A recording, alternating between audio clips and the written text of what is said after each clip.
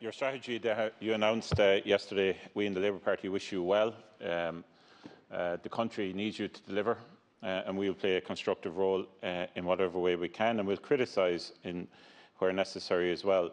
The changes you've done in relation to the vaccine prioritisation, I hope and pray that you deliver, because gardaí, SNAs, teachers, carers, etc., retail workers certainly will feel very let down if you don't.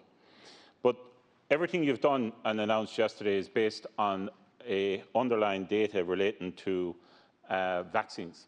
You've put all your eggs in the basket of the vaccine basket, for want of a better phrase. So I just want to dig into the detail of this data. The stats we have been given to date is that 800,000 vaccines have been administered approximately, and these are approximate 578,000 first doses, 225-odd thousand second doses.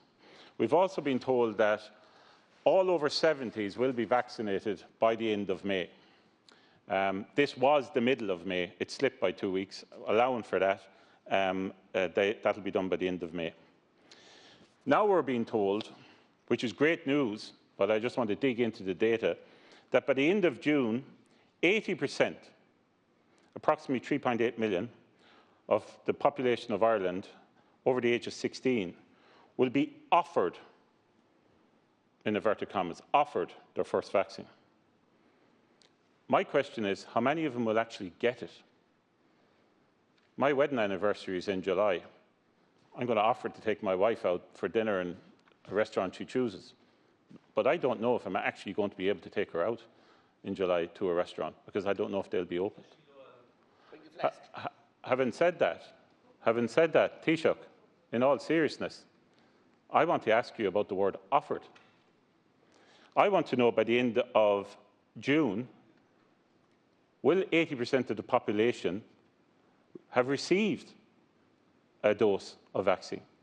Or will they at least have been in a position where they will have received it? It's a key question. Also, your Minister for Housing, Darragh O'Brien, said earlier on in Clareburn, and I was delighted, thrilled to hear it, that in April, a portal will be offered to everybody. Everybody in the country will have access to a portal to be able to apply for their vaccine. So that means all the further cohorts and all the various different age groups. Can you confirm that this is absolutely going to happen, that everybody watching in this country will be able to apply for a vaccine in April? And finally, considering that everything depends on the volume of vaccines, can you tell the House now, given that we're getting 1 million vaccines in April, May and June, can you tell us, the 4 companies, AstraZeneca, Pfizer, Johnson & Johnson and Moderna, how many vaccines each company will be giving Ireland over those 3 months? Three questions. Please, Deputy. Please. Well, first of all, I want to thank the Deputy for raising those issues. And just to say in relation to the, first of all, to say that the vaccination programme is a key part in terms of exiting COVID-19 and in endeavouring to bring life back to some degree of normality. And the measures we adopted yesterday were essentially designed to continue to keep the pressure on the virus, particularly over the next 4 weeks, in order to reap a bigger dividend later in the summer, rather than now take risks which would have the consequence of increasing the prevalence of the disease, creating more pressures on our hospitals before the summer even starts, and potentially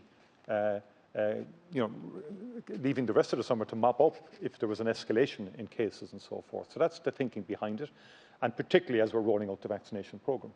And we are into a different era in terms of the first 3 months.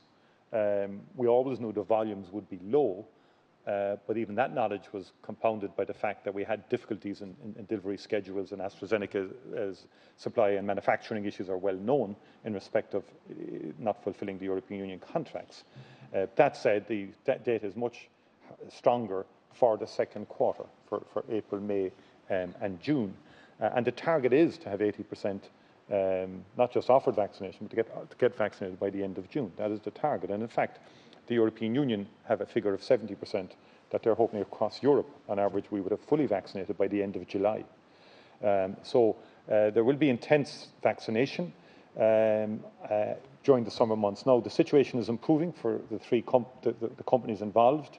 The Halix plant has now been authorised by the EMA, which is significant in terms of the AstraZeneca's capacity to provide vaccines. Moderna have stronger manufacturing capacity now within Europe, particularly in Switzerland, and Pfizer-BioNTech with the Marburg plant in Germany. So all of that's important, and Johnson & Johnson's supply chain is independent of the US in terms of its contractual commitments to Europe. So it does mean that the National Task Force on Vaccines are more confident in terms of the supply lines as we speak, and in terms of the delivery of vaccines. And that focus will switch onto the administration of far higher volumes of vaccines now in the coming while. And the cohorts is designed, basically, the evidence that NIAC have put together, the National Immunisation Advisory Committee and NIFID are saying that the biggest factor in mortality and in severe illness arising from COVID is age. And the change that has been announced is about getting the most vulnerable in our society vaccinated as fast as we possibly can, and not to have any barriers or obstacles in the way of getting mass vaccination done. And so many older teachers, many older Thank you, Taoiseach. Time is up. key workers more generally will now be vaccinated much more quickly